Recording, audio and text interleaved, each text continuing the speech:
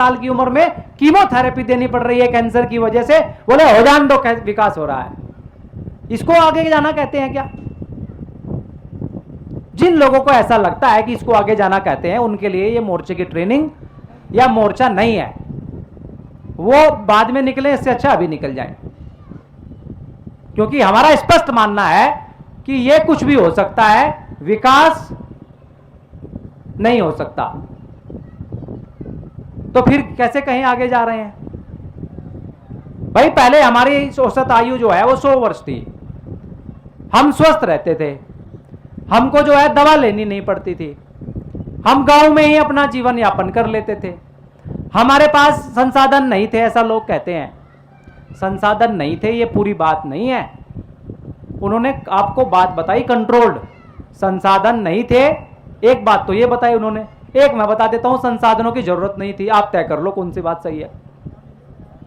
क्योंकि भारत ने एक ऐसी व्यवस्था का निर्माण किया था, उसको जरूरत ही नहीं थी 20 किलोमीटर से दूर जाने की। तो जब उसको 20 किलोमीटर के दायरे से बाहर जाना ही नहीं, तो फिर उसको तेल या तेल से चलने वाली मशीनरी क्यों बनाएगा, जब उसके 20 किलोमीटर के एरिया में तेल है ही नहीं?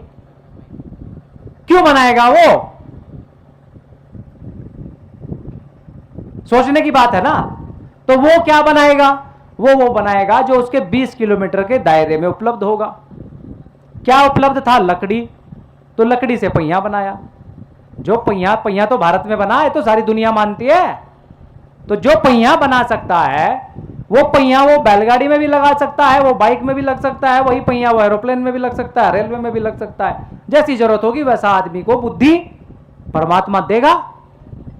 बुद्धि तो परमात्मा देता है ना भाई। जो जैसा समाज परमात्मा को बनाना है, या जो समस्याएं समाज में हैं, या आने वाले समय में जिन समस्याओं से समाज जूझेगा, या जो व्यवस्था भगवान को, परमात्मा को, प्रकृति को लानी है आने वाले अगले समय में, वैसे ही बच्चों को पैदा कर देगा, वैसी ही बुद्धि दे देगा। प्रकृति की व्यवस्था तो अपने आप में स्वयं विकसित, स्वयं पोषित होती है ना, अपने आप में परिपूर्ण ऑटोनोमस व्यवस्था है वो। उसमें तो सूरज जो है वो हजारों साल पहले भी उसी समय पे निकलता था, आज भी उसी समय पे निकल रहा है, अगले 1000 साल बाद भी उसी समय पे निकलेगा। हवा चलती है, फ्री में मिलती है, प्राणवायु सबको देती है कि नहीं देती है? नदी जो है वो हजारों साल से बह रही है, लगातार पानी दे रही है, सबको दे रही है कि नहीं दे रही है? और देती रहेगी, इसमें कोई दिक्कत थोड़ी है। प्रकृति की व्यवस्था तो आज भी वैसे ही चल रही है। कुछ लोग कहते हैं जी प्रदूषण की वजह से मानव की औसत आयु घट गई। मैंने कहा बहुत ठीक। जो कुछ अपने आप को सो कॉल्ड पढ़े लिखे लोग मानते हैं ना, वो ये कहते हैं कि खाने में जहर है, हवा जहरीली है, पानी जहरीला हो गया है, भोजन जहरीला हो गया है, आदमी का रहन सहन पूरा बिगड़ गया है, पूरी लाइफ उसकी डिस्टर्ब हो गई, इसलिए औसत आयु घट गई है। मैंने कहा बहुत ठीक। तुम तो मगर यार फिल्टर का पानी पीते हो, लेकिन वो जो कुत्ता है वो तो नाली का पानी पीता है, उसकी औसत आयु तो नहीं घटी। उसकी औसत आयु आज भी वही है जो 500 साल पहले थी। हाथी की औसत आयु आज भी वही है जो 1000 साल पहले थी। उसकी औसत आयु कछुए की आज भी वही है। गाय की, भैंस की, बैल की, बकरी की, कुत्ते की, जो मानव के कंट्रोल में नहीं है, उसकी एवरेज आयु वही स्थिर है। उतने ही प्रदूषण तो उसके लिए भी हुआ है, वायु उसके लिए भी खराब हुई है, पानी उसके लिए भी खराब हुआ है, हर चीज उसके लिए खराब हुई है, उसकी नहीं घटी। क्यों? क्योंकि उसको इम्यूनाइजेशन, टीकाकरण नहीं हुआ। अगर आपको टीका नहीं लगे, मैं अपना पर्सनल अनुभव बताता हूं, मैं पढ़ी लिखी या कोई रिसर्च की बात आपको नहीं बताता हूं। मैंने जो अपने जीवन में अनुभव किया, मेरी दादी को मैंने देखा, और आसपास के जो मेरी दादी की एज के लोग हैं उनको मैंने देखा।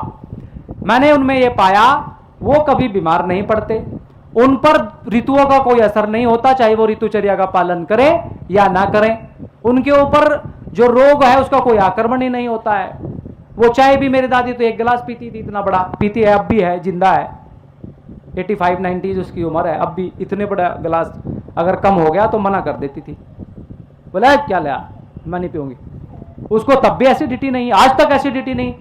तो फिर मैंने एनालिसिस किया, क्योंकि मैं चिकित्सा में थोड़ा काम करता हूं, क्योंकि उसको टीका नहीं लगा था एक भी, क्योंकि इम्यूनाइजेशन 1970s के बाद शुरू हुआ है भारत में। वहां तो 1945-50s के बाद शुरू हो गया, यहां 1970s के बाद शुरू हुआ।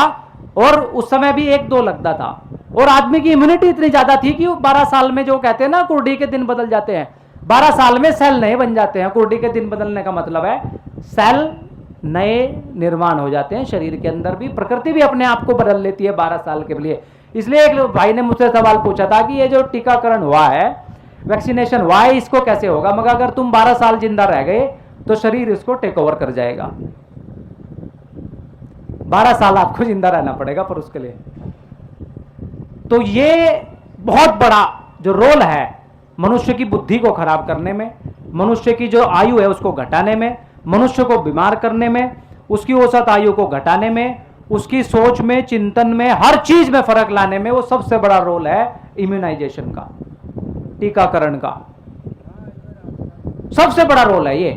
अगर आपने सिर्फ इससे भी बचा लिया अपने बच्चे को, मेरा बच्चा 3 साल का है, कोई एलोपैथिक दवा की उसको जरूरत नहीं पड़ी, कोई दवा की जरूरत नहीं है 3 साल में। जहां आज ये कह रहे हैं लोग कि भाई अब तो डॉक्टर के बगैर काम ही नहीं चल सकता, उसको डॉक्टर की जरूरत नहीं है, सिंपल खाना वही घर का। बच्चा सामान्य प्रसव से पैदा हुआ। अभी एक मेरा छोटा भाई है, उसके बेटी को जन्म हुआ है, अभी आज 8वां दिन है, उसको 8 दिन की हो जाएगी वो, आज 8 दिन की। उसको कोई टीका नहीं, कुछ नहीं, कोई दिक्कत नहीं, परेशानी नहीं, कोई डॉक्टर नहीं, कुछ नहीं। कारण समझ। तो ये जो माताएं बहनें बैठी हैं, सबसे बड़ा काम हमको क्या करना है? बच्चों को टीकाकरण से बचाना है, अगली पीढ़ी को। उसका डीएनए भी सुरक्षित रहेगा, जो टीकाकरण नहीं होगा वो हेल्दी भी होगा। उसके आप उसमें अंतर आप खुद देखोगे कि वो बच्चा खेलने में सबसे आगे होगा, उसके शारीरिक ग्रोथ बहुत अच्छा होगा, उसमें स्फूर्ति बहुत अच्छी होगी, उसका दिमाग बहुत अच्छा काम करेगा, वो चीजों को ग्रहण बहुत अच्छी तरीके से करेगा। वो इस कपाड़ को भी नहीं खाएगा जो जिसको आप कचरा कहते हैं, ये जो पैकेट बंद सामान है उसको भी नहीं खाएगा वो, और आपकी बात को मानेगा भी। ये मैं अपने पर्सनल अनुभव से बता रहा हूं। मैंने 5-6 बच्चों के ऊपर काम किया है, प्रैक्टिकल काम किया है, ऑब्जर्वेशन के लिए, अलग अलग राज्यों के अलग अलग कंडीशन में। राजस्थान के बच्चे पर, मेरा दोस्त राजस्थान का, उसके ऊपर काम किया। हरियाणा का मेरा दोस्त है, वो चला गया विदेश, उसके ऊपर काम किया। ऐसे एक साउथ का मेरा दोस्त है, कर्नाटक का, वो बेलगांव में, उसके ऊपर हमने काम किया, उसकी बेटी है। तो ऐसे मैंने अलग अलग राज्यों के बच्चों पर, मुझे सौभाग्य मिला काम करने का कि भाई अगर उनको टीकाकरण ना हो तो क्या होगा। और अनबिलीवेबल आप देखोगे कि आश्चर्यजनक परिणाम आपको मिलेंगे।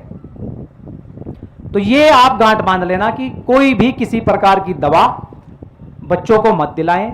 जिनको टीकाकरण हो गया उसको वहीं रोक दे, क्योंकि 30 टीके लगते हैं बच्चों को, 15-16 तो अभी लग जाते हैं 4-5 साल में, फिर उनको उन्होंने कंट्रोल रेगुलर इंटर पे लगाने अब शुरू कर दिया है। 37-38 अमेरिका में लगते हैं, वही सिलेबस यहाँ आ रहा